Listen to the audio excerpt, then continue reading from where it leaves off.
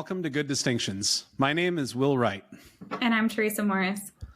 Today, we are talking about open-mindedness for episode 3.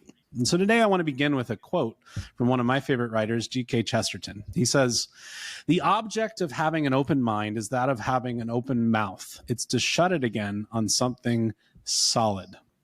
So Teresa, why don't you start us off? What do you think about that quote? Yeah, I love that quote. It's also one of my favorite quotes because he provides a lot of direction in that. And it's a bit humorous because he's touching on this reality that I think can sometimes happen when we talk about open-mindedness, where it can get a bad reputation because there's this illusion that if you are going to be open-minded, you just have to keep your mind open forever, that you're just totally open to new ideas all the time, and that you're never actually making a conclusion about something. But what he's saying is that, like, it is good to be open-minded. It's good to allow ourselves to engage with new ideas, to wonder at the world, to be curious, or even just to say, like, I know what I believe, but I want to understand why other people might believe the same thing that I believe. And that the goal of open-mindedness, again, is not just to constantly say, like, please change my mind about everything, and I'm not going to walk through the world with any convictions, but that I want to be open to new ideas and be able to then be convicted of truth. And that open-mindedness, I think, ultimately is oriented towards truth and towards the proper use of our intellect, because we can know things and we should try to know things and know them better. And of course, when you say truth, you mean, my truth and your truth.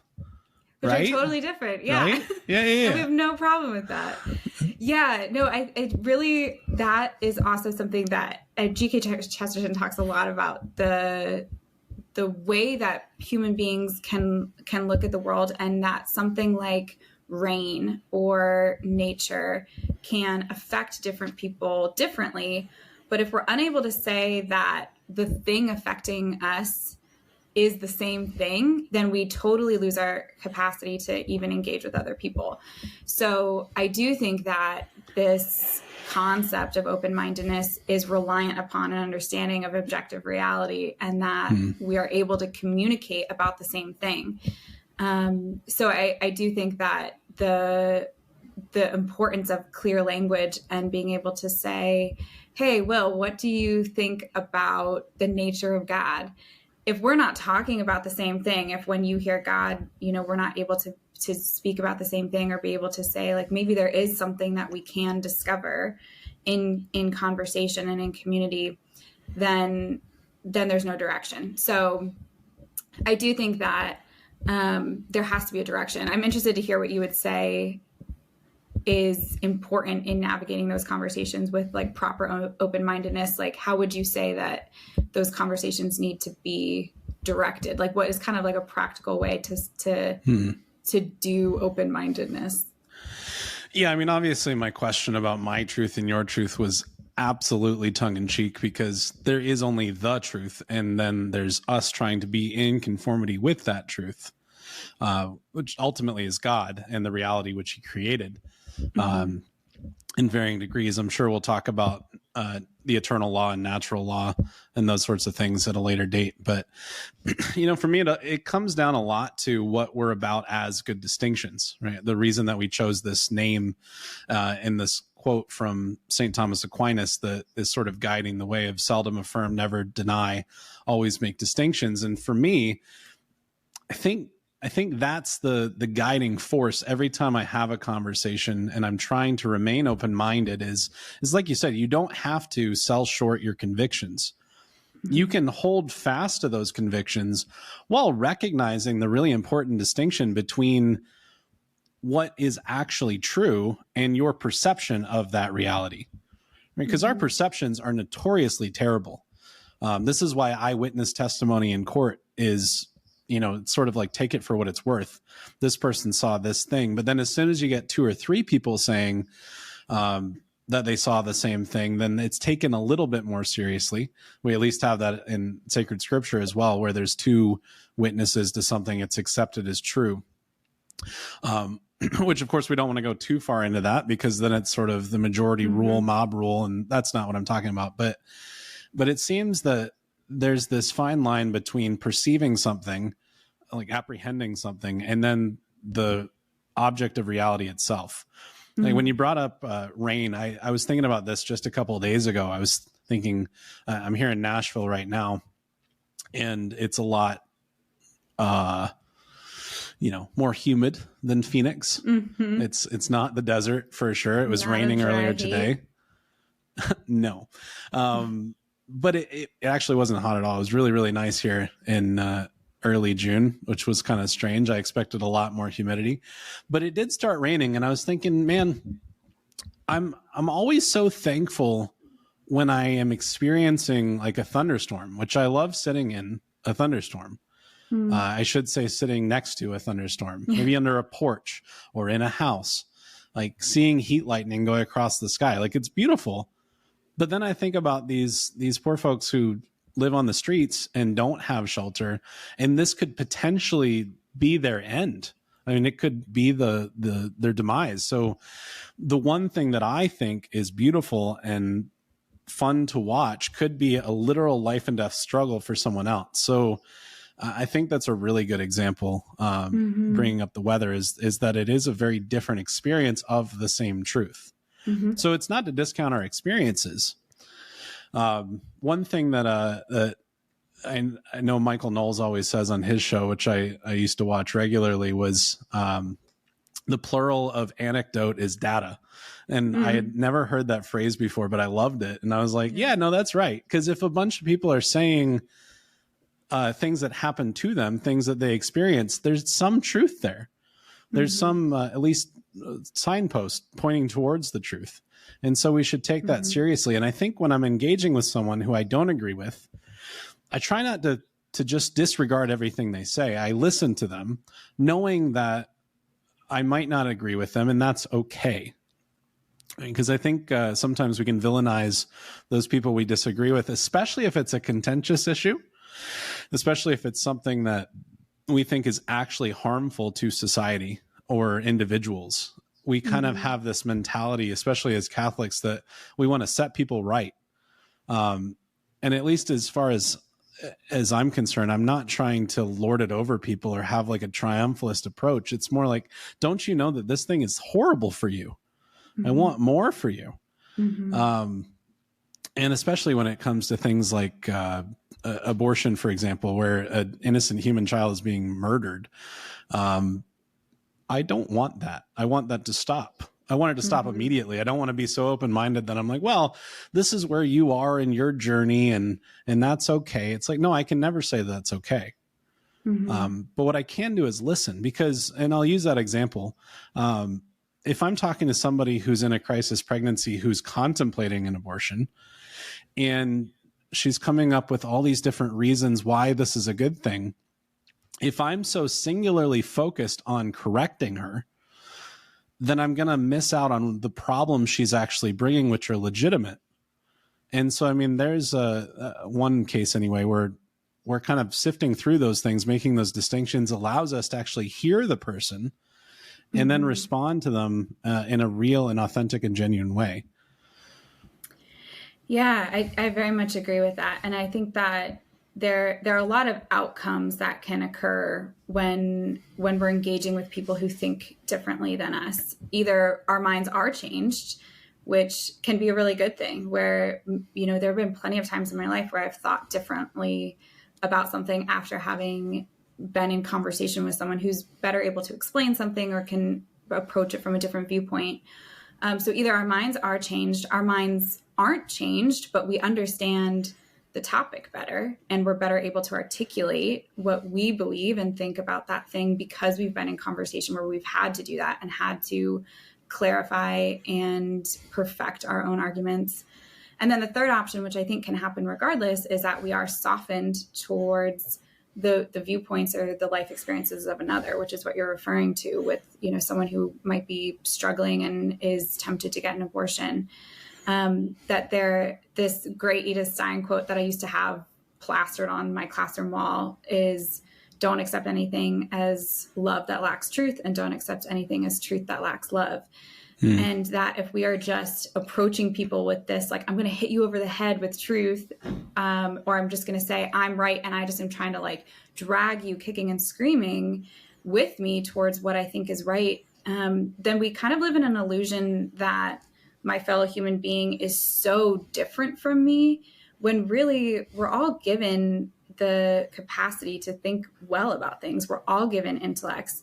And just because my intellect has landed on a conclusion that's separate from another should not alienate my fellow man from me. And so if I'm able to engage with these conversations about truth well, and I'm able to approach it from a perspective of, I don't want to be right, and that's why I want to have this conversation. I want to love this person. And I think that there's something about speaking truth and being able to live oriented towards truth that means that you can love people better, and that you can't love people well if you're not able to be free to speak the truth or invite them into it.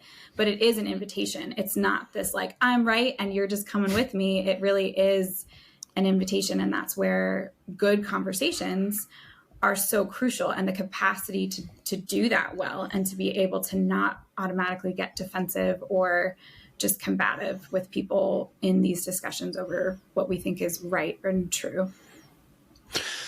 Yeah, there's been a lot of moments in my life where I've come to the realization that what I was so sure about, what I had concluded, right, my conclusion, which kind of seems like final. It seems like, okay, this is not going to change in the future, just had the doors blown off multiple times. And so I'm always sort of open to this idea, and maybe this is the open-mindedness part that we started the discussion with, is I need to be open to being wrong on very, very important things, which is there's a danger there from a human, like, psychological standpoint, because if the thing that I find to be the most true in my life is faulty. Now, maybe not the truth itself, obviously, but my perception of it, my apprehension of it, that can cause a crisis, right? Especially if it's something that's so foundational to the way that I operate, the way that I see my daily life, my viewpoint, my worldview. If that's shaken or even shattered, it can be difficult to kind of pick up the pieces from that. It kind of feels like an existential crisis. And I've met a lot of people that they're so intransigent in conversation with people that they don't agree with. And I can't help but think that there has to be some sort of psychological thing going on there, where this rigidity is coming from a place of, well, if this thing isn't true exactly the way that I believe it, then everything must be up for grabs. Yeah. No, it's very true. And I think about that a lot when it comes to matters of faith and morals, or even just the reality of being Catholic or being a religious person in general, that if there was all of a sudden some type of declaration where it was very clear that this was wrong, and that being Catholic was incorrect, and that some judgments I had made were wrong, I mean, my whole life would be upended. And it's important, like you said, to be able to face that. And because it wrestling with that question helps us understand what our convictions are. And that if that happened and it was like, oh, Catholicism is wrong, and my life wouldn't look different, then it forces me to say, well, like, what am I doing? Like, how am I living my life? What do I even believe? And so it's important, I think, to be able to check ourselves and say, you know, what do I believe? What would happen if this changed? How would my life change? How would my view of myself change? How would my view of the world change? How would my view of God change? And am I open to that? Or what would that mean? And even when we even think about God, like, I'm very aware that my concept, when I think about, like, what would it mean to go to heaven, probably is nothing like what it will actually be. And that doesn't mean that reality is wrong. It just means that I'm so limited in what I can imagine, and I'm so limited in what I can know and understand about the nature of God and what he has promised for us. And it's okay if it kind of freaks me out to not know that. But I can't live my life with this, like, heaven has to look this way, or God has to look this way, or he has to operate this way, because we're the ones that are limited, not him.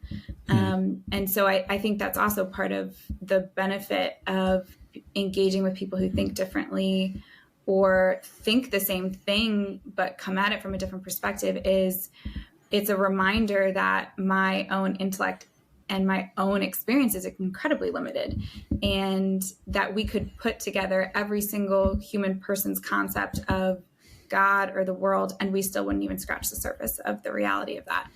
And so it's kind of a humbling thing to be able to know that we can continue to add on to our understanding of things, and not be so clinging to our own conclusions or our own views and methods of how we got to answers. I think I might have mentioned this before. I can't remember if it was in a conversation with you or offline, but it's one of my favorite quotes from St. Augustine is that the truth is like a caged lion. You don't need to defend it. You simply need to open the cage and it will defend itself. Mm-hmm. And that comes to mind because as you were talking, I was thinking, if Catholicism wasn't true, how would it change my life? And I can't even go there because it is true. And this is one of the things is like, okay, but how can I, on the one hand, how can I say, well, I know that Catholicism is true? Someone who's not Catholic or who is an atheist will look at that and go, well, that's your opinion. And it's like, no, it's not. But here's the distinction. Here's the difference, I think. When it comes to fallible human beings, absolutely, we can be wrong. But the thing is, the Catholic Church is divinely constituted. Right? It's something that is the action of God. It's not a human institution primarily. It's not a human invention. And so I think when it comes to reality itself, those things that are the highest truths, which are not dependent on any of us, is that God exists, Jesus Christ is God, and that the Catholic Church was founded by Jesus Christ, who is God, who exists, right? Going in this way and then this way. So those things are absolutely fundamentally true to reality. Because if those things aren't true, then I don't know what would possibly be true. I mean, there's so much evidence to support all three of those things on different grounds, not simply theological. But when you look at all the other religions in existence, it's interesting because they're all a claim made by a human being, with the exception of Catholicism. Catholicism is the only religion in which the one who founded it, Jesus, claimed to be God. Right? No one else claimed to be God. Muhammad didn't claim to be God. Buddha didn't claim to be God. Hinduism and all the other pagan religions like the ancient Greeks and ancient Romans, it was personifications of nature and natural forces and these sorts of things. It wasn't a personal relationship like what Jesus had with his apostles and disciples, and then through the Holy Spirit we have with the triune God. So there's this interesting sort of distinction there between what the church herself is versus our human understandings, which are fallible and subject to change and wrong and all these things. So as I was thinking about what you were saying, I just imagined a pope saying, actually we were wrong for the last 2,000 years. There's not three persons in the Trinity. There's actually four.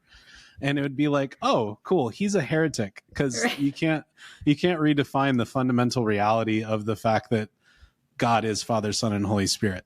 That's more foundational than anything that exists materially. So, and we have good reason to know that even from philosophy, reading St. Thomas Aquinas and others. So I think that distinction is super important, is that just because somebody in the Catholic Church says something that's funky doesn't mean that we need to throw away the whole thing.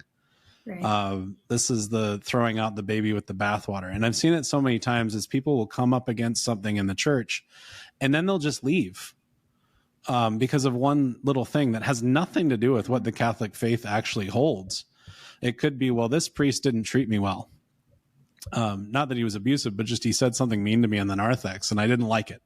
And so I'm going to leave. Well, that's a horrible reason to leave the Church of Jesus Christ, but yet people do this all the time. So I understand the rigidity of people to an extent.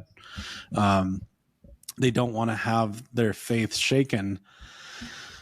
But at the same time, I think we need to be ready to be shaken. Right.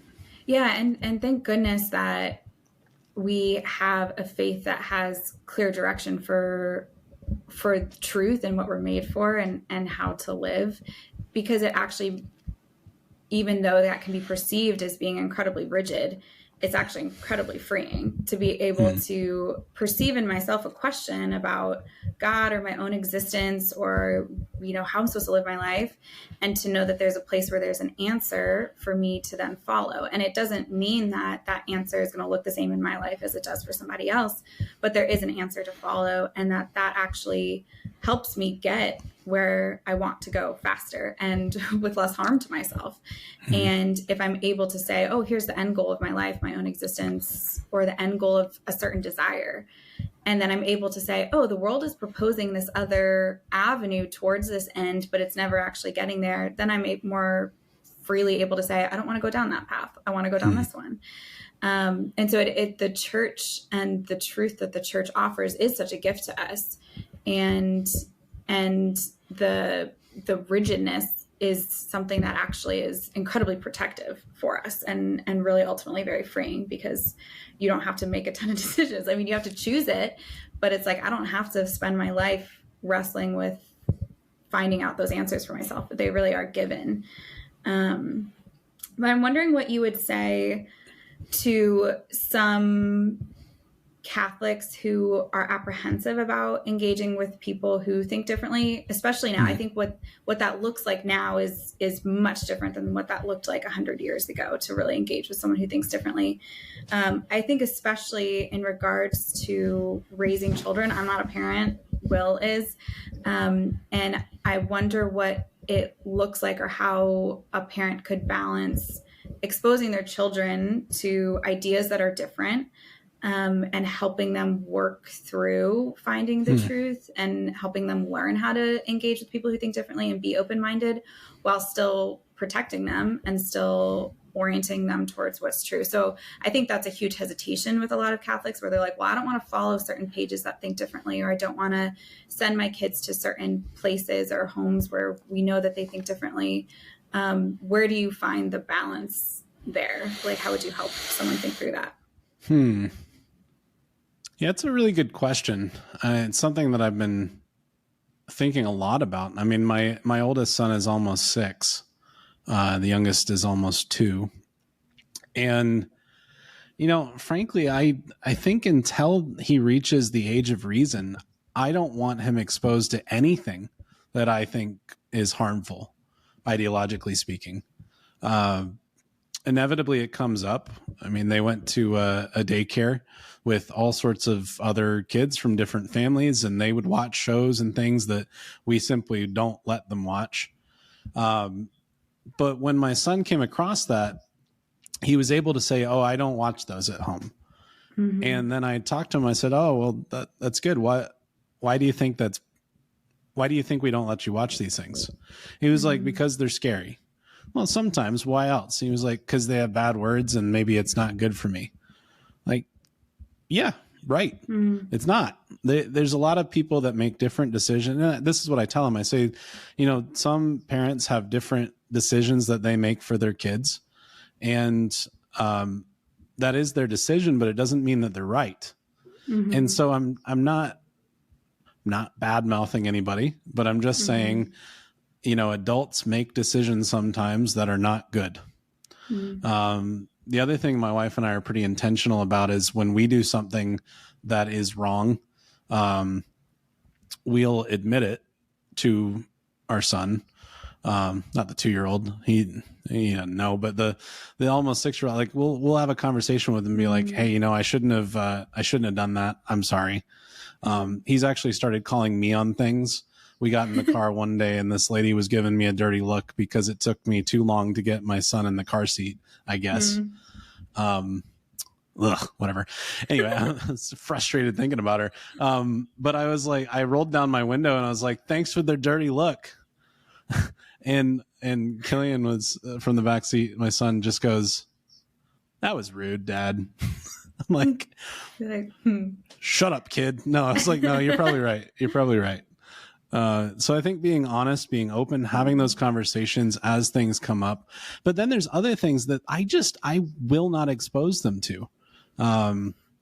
It's interesting. I don't really want to go down this rabbit hole of this tangent, but just to mention, in the early 2000s, the USCCB came out with a directive that said that children should not even know about divergent adult sexual behavior, like homosexuality and these sorts of things, that they shouldn't even know about it until they reach the age of reason at least.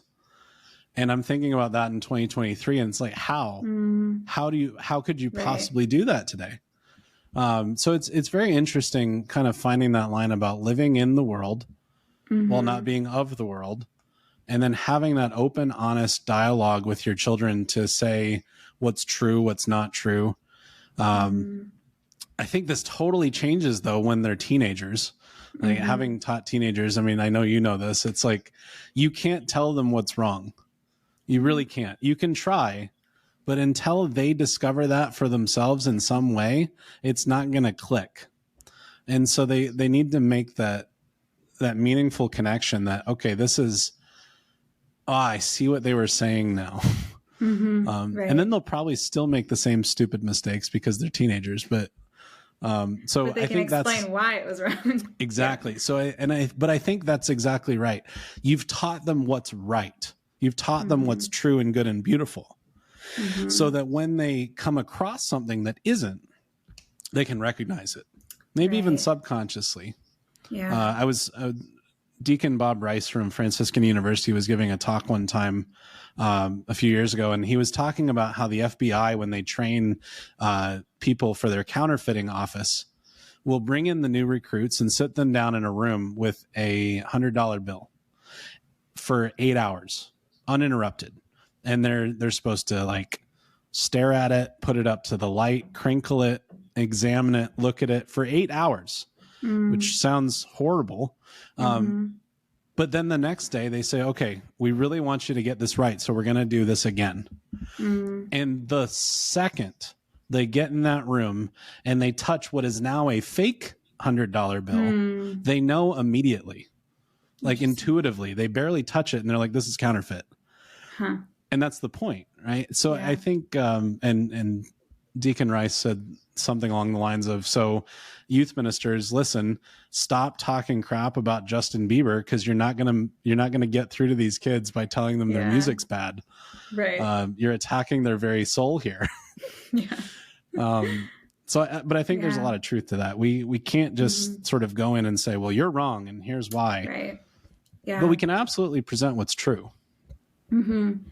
Yeah, which is a much more effective way to do evangelization. It's a much more effective way to do education, and just, parenthood, I'm sure, life in general, is presenting something beautiful and good. Because if our response to the culture, things that we don't agree with, is just to condemn it, but we're not proposing something else in response to it, then we all kind of just hate our lives. I mean, it's like, it's 0% fun to teach that way, to just rag on things all the time, or say, like, Olivia Rodrigo's the worst. Why do you like her? Like, you have to be able to propose something in response to it and be able to engage with the reality there.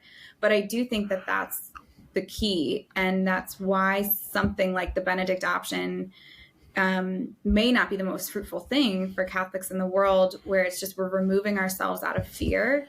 Because then anytime I encounter someone who does think differently, I just respond out of fear, and I lose this sense that everyone is created to be in union with Christ. And if I start to think, wow, this person who thinks differently isn't also made for this same thing, or I think I'm more beloved by Christ because I am Catholic or something, then I've really lost sight of everything. And there's such a hubris in that, to think that I have something that other people don't, and therefore I'm better, and therefore I can separate myself from other people and isolate myself from the world. So it's an interesting tension to be in the world and out of the world, and to do that well. And I do think that there is something beautiful about the innocence of children, like you're referring to, that I remember when I was really young, my first crush was Abraham Lincoln, and I was in like first or second grade, and I was reading all these books about him. And don't judge me. He hated the Constitution. He was a terrible lawyer. Anyway. I didn't have very nuanced views of him at the time, but I was like, man, this person was so convicted of what was good, and he's a great speaker, whatever. And I was so in love with him.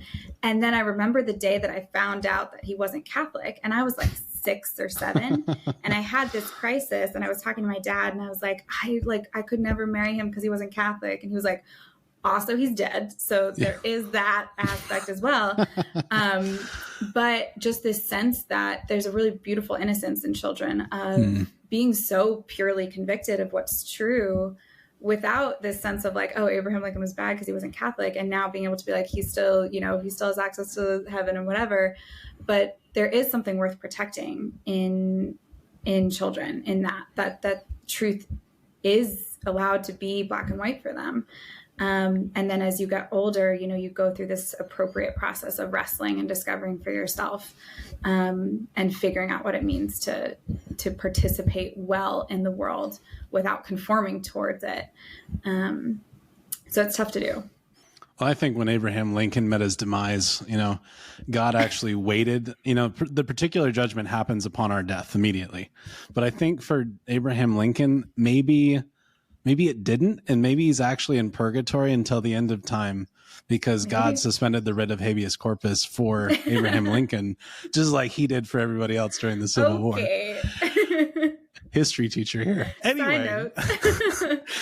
No, I love Abraham Lincoln. Your first crush doesn't have a national monument dedicated to them, so just put it out there. Whatever. Everybody gets a national monument these days. No, Abraham Lincoln's great. Very, very important president. I'm in support in general. Also, the party of Lincoln got rid of slavery and these sorts of things. Very good. Excellent. Big fan.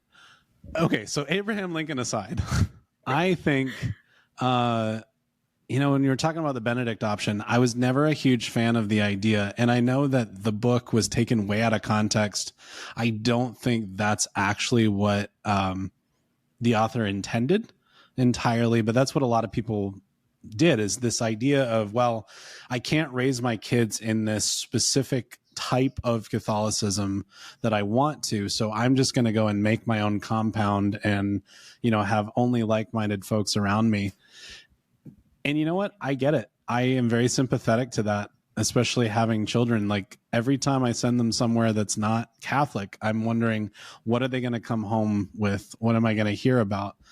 But it's either that or I live in the middle of nowhere off the grid, and I'm not willing to do that at this point. So I think that there's still an idea of evangelizing the culture. And also I hope my kids can be part of that. Like I hope I'm forming them well enough to be able to go and evangelize their friends and these sorts of things. But we're starting our son this fall in a Catholic school. So like I'm a big proponent of Catholic education, as long as it's actually Catholic, which we're going to have another episode talking about Catholic education. So I'm not going to go there down, but it reminds me of all these different Catholic personalities on the internet, which I say this in full humility, knowing that we are amongst these numbers now, and that's fine. But I think the difference between what I'm seeing and what we're trying to do, which I know we've talked about this very intentionally, is we're not trying to tell you what to think. We're really, really not. What we want to do is present a way of thinking, a way of approaching different problems and thinking through things. I mean, that's why we don't have scripts for these episodes. We really want to think on our feet for the most part. We generally know where we're going with the conversation, but we want to help you. I mean, our tagline, right, is reigniting good conversations, finding the best distinctions, and inspiring others to do the same. That's what we're about. Because frankly, I've saw so many people who were Catholic speakers over the last 20 years even, that it became something really silly to me. I would see these Catholic speakers at big conferences, go to the green room and just hang out with other Catholic speakers and wouldn't talk to any of the conference attendees. I was like, that's kind of foolish. What's that about? And then I saw the same thing with YouTube celebrities and podcasters and these sorts of things. just saying the silliest things, not making these distinctions, taking something like I was talking about earlier with the fact that the church is divinely constituted and then there's other human institutions. Well, there's a lot of things in the Catholic Church that are good and beautiful and holy, but they belong to private revelation rather than public revelation, right? Mm-hmm. And I'm thinking here of, I'm trying to use my words carefully, pick my words carefully here, because I want to use the rosary as an example. I love the rosary. I pray the rosary every day. I wish everyone would pray the rosary every day. But for example, you will never, ever hear me say that if you don't pray the rosary, you're not on the team. For example, I don't know who would say that. That would be a really stupid thing to say. Just pulling that out of nowhere. As a Catholic person on YouTube who potentially lives in Texas and is a really good apologist for sedevacantism. I'm talking about Taylor Marshall, just to be very clear. He annoys the hell out of me. But anyway, here's the thing, though. I used to listen to him all the time. I would listen to everything he put out. Especially when TNT was going on with Timothy Gordon, and I love their exchanges. I love the masculine approach to Christianity. Let's stop being effeminate, and to an extent, I'm like, I'm still there with you. But where they lose me is this approach that lacks any sort of tact, or making any sort of good distinctions, or seeing any good, true, and beautiful thing outside of this one narrow view of Catholicism. Right. And it's absolutely not in line with, St. Thomas Aquinas, which isn't a huge deal. It's not like Taylor Marshall runs a institute that's named after St. Thomas. Oh, wait. Yes, he does. All right. Enough bashing. We are not the Taylor Marshall, the anti-Taylor Marshall podcast. If you want that, you can go to Reason and Theology. It's a great podcast. Love Michael Lofton, but he does plenty of that for all of us. But no, I bring him up because, I love that he's doing what he's doing in principle. Right. And it's not just Taylor Marshall. I mean, there's all kinds of other, Catholic celebrities, but the lack of nuance and the lack of, charity most of the time is just astounding to me.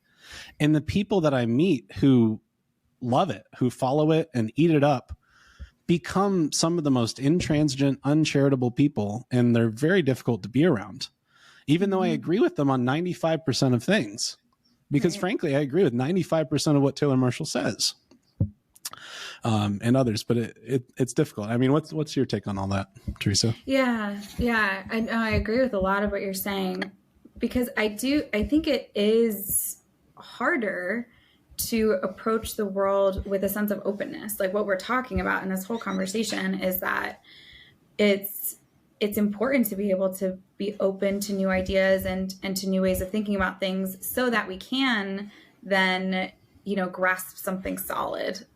But I think it's easier to walk through the world saying, like, these people are on the team and these people aren't. And it's just as black and white as that. And I'm on the team, so I'm okay. And it is easier to do that. And it's once you start engaging with that mentality or that mode of being, it is difficult to get out of it. And it's very tempting to fall into it because it feels very secure. It's like, oh, I made it into this inside group and now I don't have to worry very much.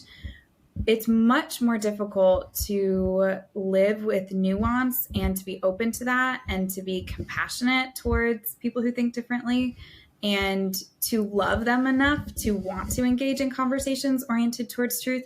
It's far more difficult to do that. But I do think that's the task of education. I think that's why both you and I are drawn to that if you spend every single day of your life in the classroom with 15-year-olds talking about truth and trying to help them think through that and give them a language for it, you realize how much more edifying and far more human that is than to just say, hey, here's what the answer is, spit it back to me and get in line or else you're out. And so I am empathetic towards the reality that for the way human beings are wired, it is simpler to just say, I'm just going to live in this black and white world and I made it in and I'm okay.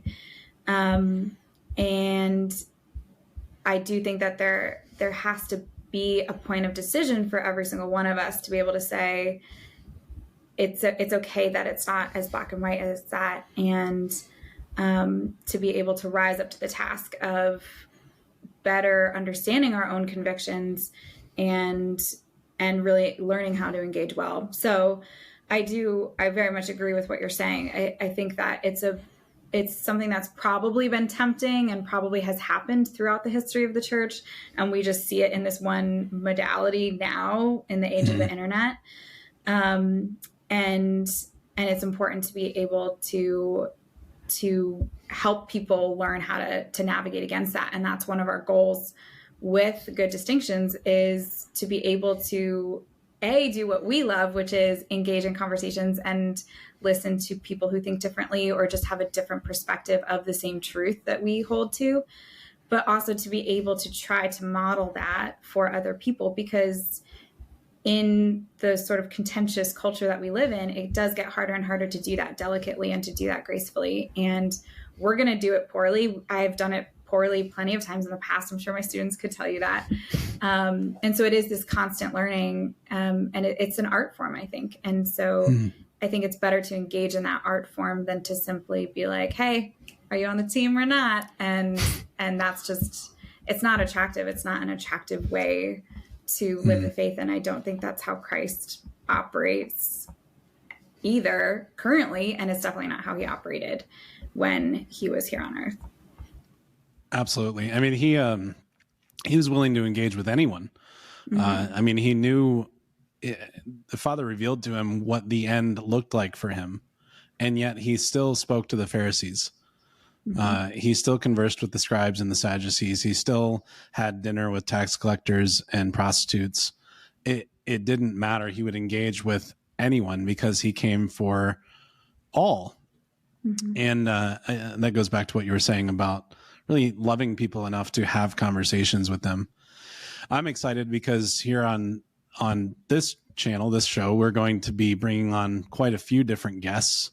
We'll keep the names not public just yet. We're still getting our list together, but there's probably at least a dozen people that we've been in contact with who are planning on coming on the show.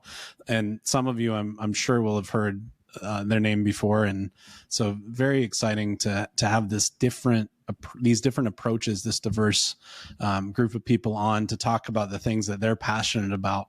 And along the way, we'll intersperse some episodes of just you and I talking about who knows what. I mean, we have like 56 items on our topic list that I'm very excited about. Out of control. And it keeps growing, as it should.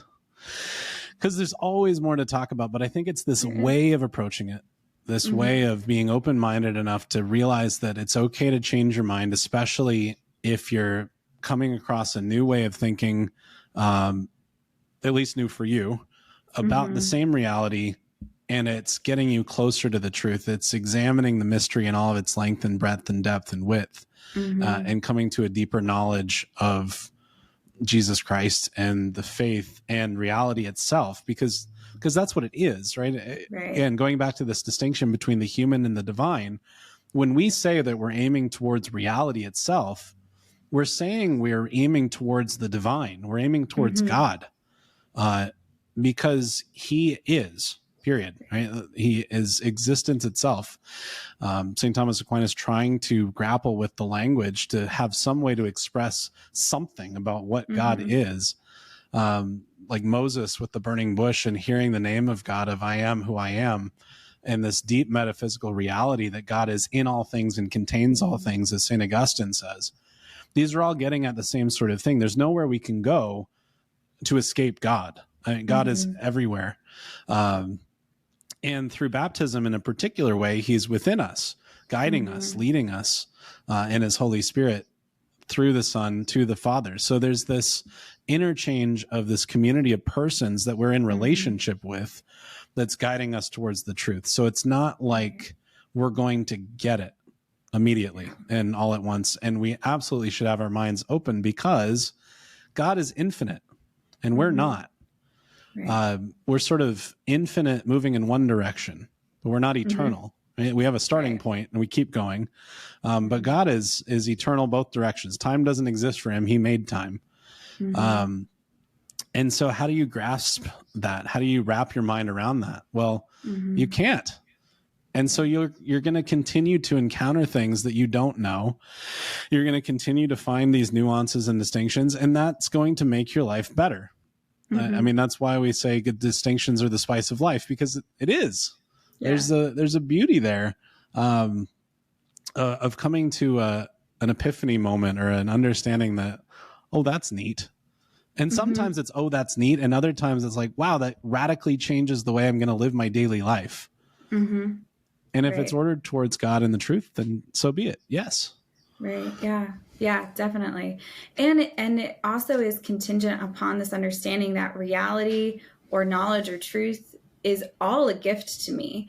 And if we fall into this trap of thinking that the truth is my own, or I discovered it, or it's something that I can grasp at, and it's not something that is a gift. And it's a perspective of phenomenology, which is this branch of philosophy of understanding that reality is given to me.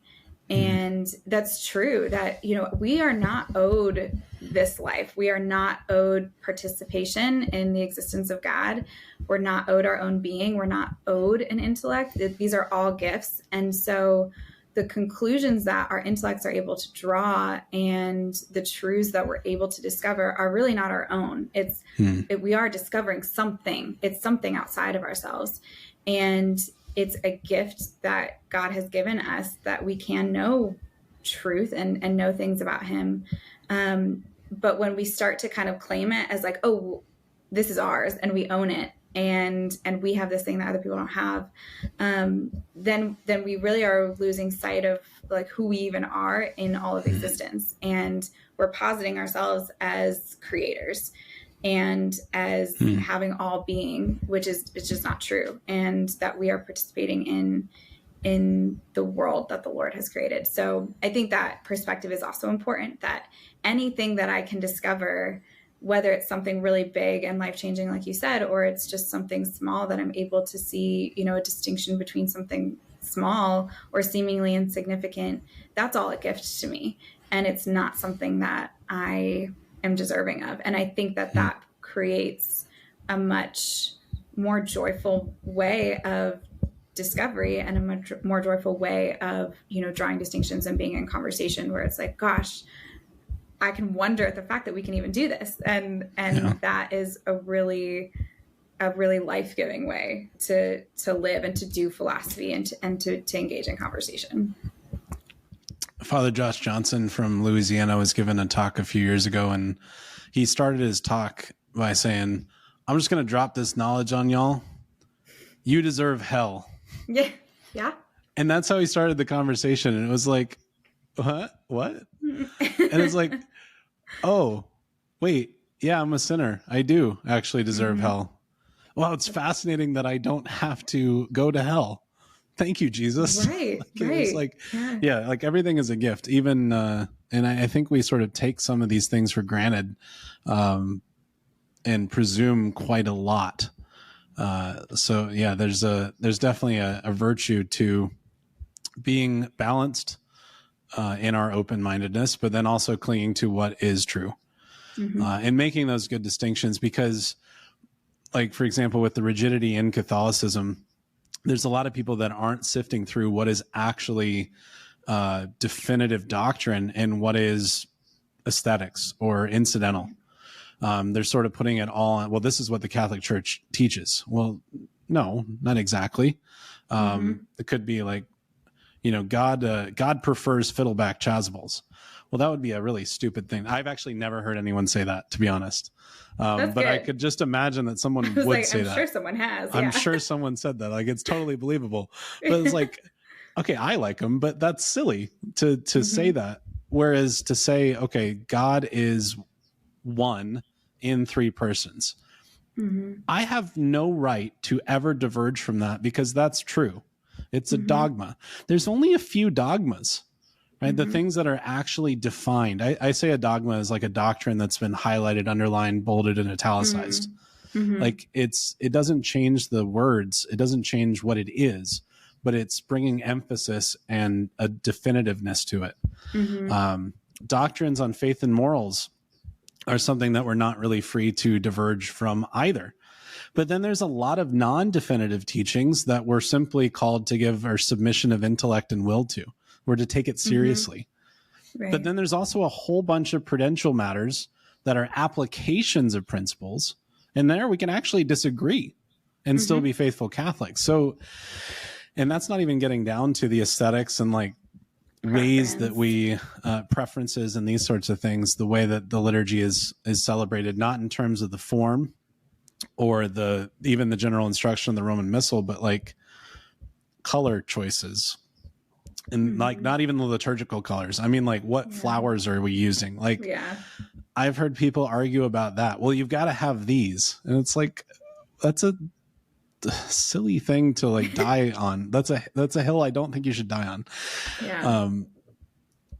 Or even something as important to me as like ad orientem posture versus populum. These are things that are not they're both allowed. They're both valid by the Catholic Church.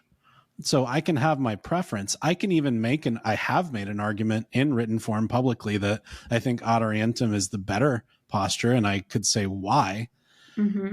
But that doesn't mean that a mass celebrated versus populum is illegitimate or bad or evil or whatever. I mean, taken to the extremes, this would be like the SSPX position, at least of half their clerics, that says that the Novus Ordo is poison for the soul, that it's actually reprehensible and offensive to God.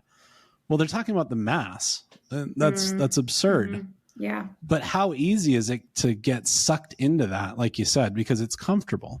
Right. But like Pope Benedict XVI probably never actually said, but it keeps being attributed to him, you were not made for comfort, you were made for greatness. Right? He didn't actually say that? I can't find it anywhere. I have no idea if he ever actually said it. Wow. But it's attributed to him, right? It is. And it's still a good quote. It's still true. So who cares? Quote, Whether it's a appeal to authority or not, I think it's still a really good quote. But we weren't made for comfort, right?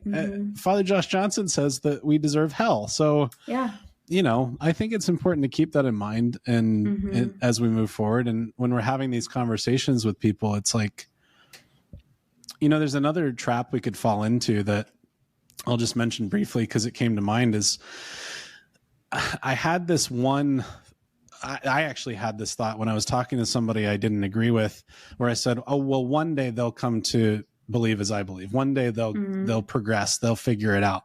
And I thought, man, afterwards I was like, man, that's a super prideful thing to say. Even if it was in my own head, is like, oh yeah, they'll get there eventually. That naive young person, even if they're like older than me, it's like diminutive, like I see them as less than me. And I had to like rebuke that in the name of Jesus afterwards. I was like, no, that's a horrible mindset, because that's not the point. It's not about being right and wrong. It's about being in relationship with God, who is truth itself. It's about being in this constant dialogue with reality, right? Again, which is not some ambiguous, arbitrary thing. It's a person. It's Jesus Christ. That's why Pope Benedict XVI, who actually did say this, this is in Deus Caritas Est, paragraph 1, being Christian is not the result of an ethical choice or a lofty idea, but an encounter with a person which gives life a new horizon and a decisive direction. That's it. It's an encounter with a person. That's apprehending truth. That's apprehending reality, is encountering the one who made all things, right, and contains all things and fills all things.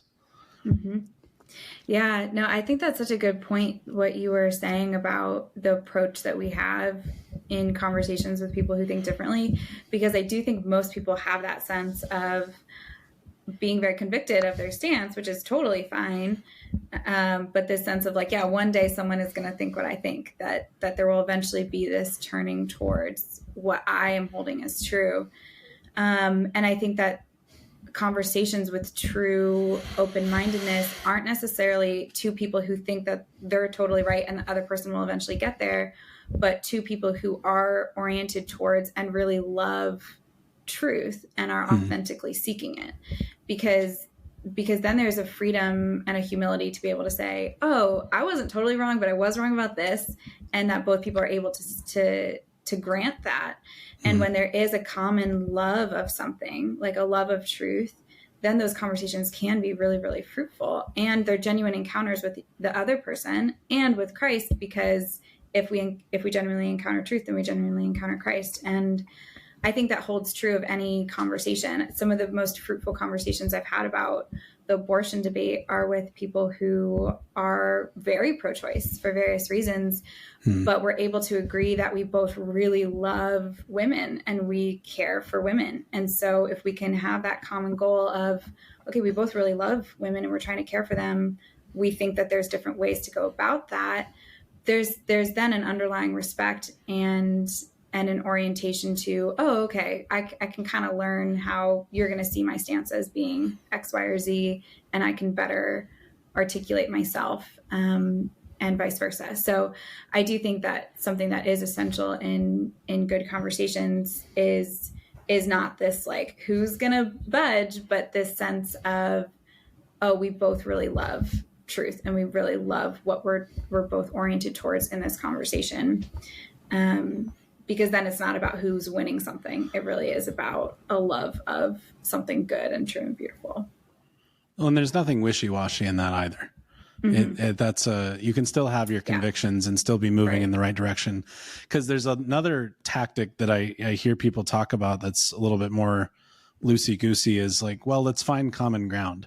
And that's not what you're saying. And I appreciate that, because I don't care about common ground. It's useless, because in our moral relativistic culture, it will remain there. If that's your goal and you're trying to find common ground, you're not going to go any further. Move anywhere. Which is, again, where I think with good distinctions, what we're trying to do is move the ball forward, keep these conversations going so that we can all come closer to the truth. You know, St. John Paul II in Catechesi Tradendae on catechesis wrote in, so there's like these little flashpoints from my master's degree that I've committed to memory. So I can even tell you, it's in paragraph 5 if you want to learn more. Nice. The definitive aim of catechesis is to put people in touch and communion with Jesus Christ. That it's about an encounter. And same thing that Benedict is talking about in Deus Caritas Est is, and what you're talking about as well, is we're trying to encounter the truth together, and we're trying to help people do that. I mean, to use the more modern terminology of Pope Francis and Evangelii Gaudium, that would be accompaniment. It's walking with someone, not trying to batter them and be right, but keep moving the ball forward, because you know what you're focused on, you know what is true, and you can share that truth. And hopefully they will come along to understand, as you have found this joy that you've found, this gift. Hopefully they'll receive that as well, but that will totally be dependent on their cooperation with grace and the power and working of the Holy Spirit. Right. And to an extent, our cooperation with the Holy Spirit to help plant those seeds. But we are not the ones who do the work of conversion. It's true. God is. We deserve hell. I'm just going to keep repeating that because I think it's worth repeating. So true, yeah. We don't really deserve anything at all. We don't deserve, anything hell, but other than that. at all, except for hell. Yes. And on that note, no, I think that's a good place to end, actually. So I appreciated this conversation, Teresa. And for those listening, if you have as well, please subscribe on gooddistinctions.com. We're using Substack as our platform because it allows us to put out newsletters and paid articles and podcasts all through there. We also post every single video will be on Substack. So go to gooddistinctions.com to never miss a thing. You can sign up for free or become a paid subscriber. Paid subscribers will get access to our paid articles archive, as well as any new paid articles that come out. And you can subscribe for as little as $5 a month. That might not seem like a lot to you, but if enough people contribute, it can help us pay for a lot of the things that it takes to put this sort of thing together. So we'd be greatly appreciative of your consideration on that. And if you can't support us financially right now, please support us with your prayers. Actually, regardless, please pray for us. We need the prayers. And also, if you're on YouTube, please subscribe on YouTube, Instagram at Good Distinctions, and Facebook as well. So Facebook, Instagram, YouTube, and Substack. Check out all of those. We also put out Reels and YouTube shorts pretty regularly that touch on some of the topics here, a little bit easier to share quickly with your friends and family.